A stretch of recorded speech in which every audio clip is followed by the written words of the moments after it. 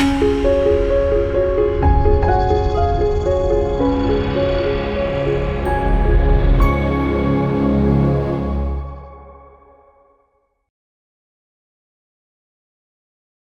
మాత్రం. నేను మీ journalist Navatha. Welcome to our voice. అయోధ్యలో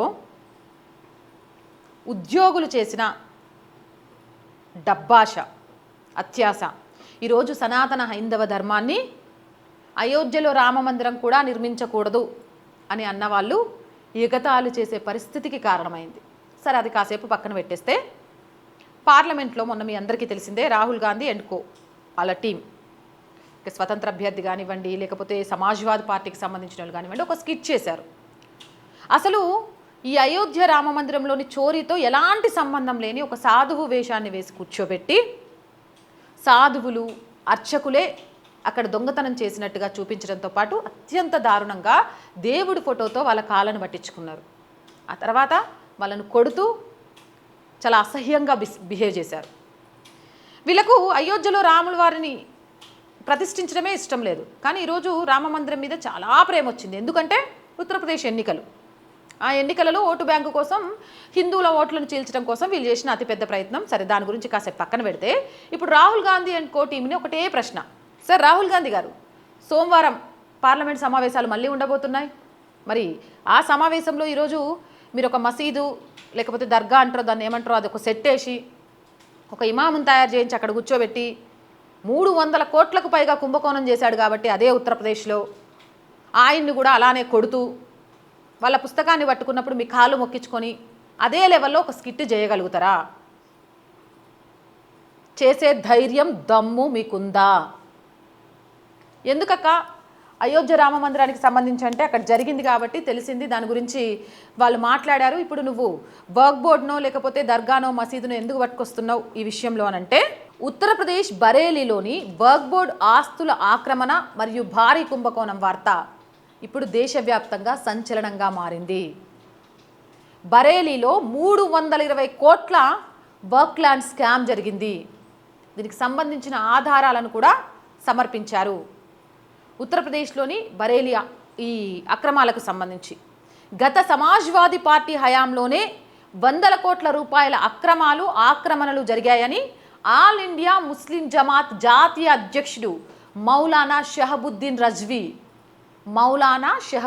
రజ్వీ, ఇది ఏ హిందువు చెప్తుంది కాదు, ఏ బీజేపీ చెప్తుంది కాదు, లేకపోతే ఏ ఆర్ఎస్ఎస్ చెప్తుంది కాదు. ఆల్ ఇండియా ముస్లిం జమాత్ జాతీయ అధ్యక్షుడు మౌలానా షహబుద్దీన్ రజ్వీ చెప్తున్నాడు ఇక్కడ భారీ కుంభకోణం జరిగింది అని. దీనికి సంబంధించిన కీలక పత్రాలు, ఆధారాలను బరేలీ జిల్లా కలెక్టర్ కార్యాలయానికి కూడా సమర్పించాడు. 1 కాదు, 2 కాదు, 320 కోట్లు.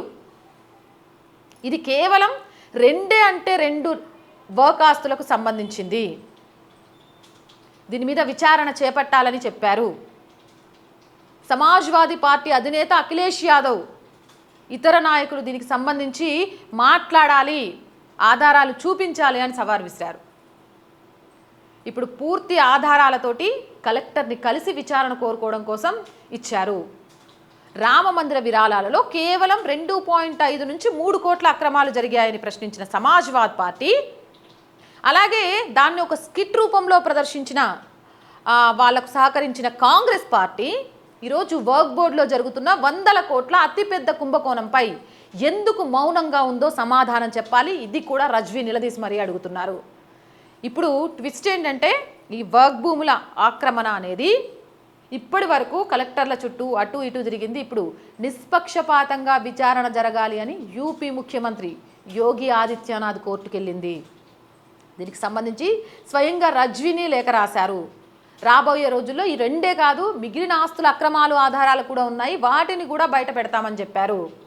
అయితే ఈ ఆరోపణలను సమాజ్వాదీ పార్టీ యాజ్ యూజువల్గా ఖండించింది. మాకు దీంతో సంబంధం లేదని చెప్పిందే తప్ప ఇక్కడ జరగలేదు వర్క్ బోర్డులో అనే విషయాన్ని మాత్రం చెప్పలేదు.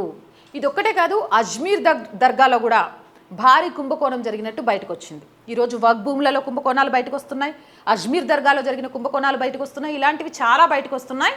మరి సోమవారం రోజు రాహుల్ గాంధీ అండ్ టీం మళ్ళీ అక్కడ ఒక స్కిట్ ప్రదర్శిస్తున్నారా లేదా అనేది సమాధానం చెప్పాలి. ఒకవేళ ప్రదర్శించలేదు అంటే వీళ్లకు కారణం ఏదైనా కానీ సనాతన హైందవ ధర్మాన్ని అవమానించటమే వీళ్ళ యొక్క ప్రధాన ఎజెండా అని ఈరోజు ప్రతి హిందువు ప్రతి భారతీయుడు భావించేలాగా అవుతుంది. అవునంటారా కాదంటారా? నేను చెప్పిన దాంట్లో నిజం ఉందా లేదా? మీ అభిప్రాయం ఏంటి? కామెంట్ చేయండి. జై హింద్, జై భారత్. అండ్ మోర్ వీడియోస్ కోసం our group of channels, our voice, our political, our Sanskriti ఛానల్స్ని వెంటనే సబ్స్క్రైబ్ చేయండి. కంటెంట్ బాగుంది అనిపిస్తే లైక్ చేయండి, షేర్ చేయండి. అండ్ ఆర్థికంగా ఆర్ వాయిస్కి ఫస్ట్ వీక్ వచ్చేసింది. మీ అందరి చేయుత చాలా చాలా అవసరం. ఈరోజు సహాయం చేయాలి అనుకుంటే సబ్స్క్రిప్షన్ పక్కనే జాయిన్ అనే బటన్ ఉంది. 1 to 5 లెవెల్స్ ఉన్నాయి. ఏదో ఒక లెవెల్లో సపోర్ట్ చేయండి. లేదా స్క్రీన్ మీద గూగుల్ పే, ఫోన్పేతో పాటు అకౌంట్ డీటెయిల్స్ ఉన్నాయి. మీకు తోచిన సహాయాన్ని అందించండి. వ్యాపార ప్రకటనల కోసం 8328 500 576 నెంబర్ని సంప్రదించండి. జై హింద్, జై భారత్.